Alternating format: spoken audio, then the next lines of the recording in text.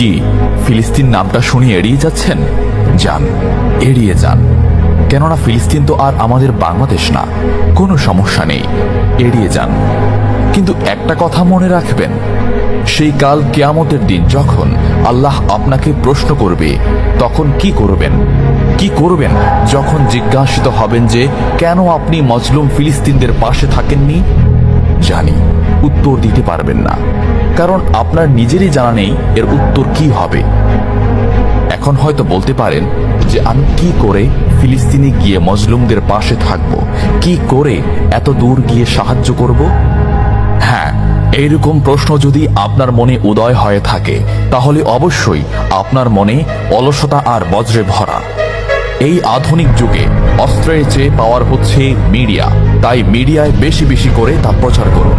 হ্যাশট্যাগের মাধ্যমে প্রতিবাদ করুন। এই ক্ষুদ্র প্রতিবাদ একদিন অনেক বড় প্রতিবাদ হয়ে দাঁড়াবে। বিজয় একদিন ইসলামেরই হবে ইনশাআল্লাহ। এটা আমার কথা নয়, এটা এই মহাবিশ্বের প্রভুর কথা। একটা কথা মনে রাখবেন, ক্ষুদ্র ক্ষুদ্র বালিকণা, বিন্দু বিন্দু জল গড়ে তুলে পাহাড় পর্বত, সাগর অতল।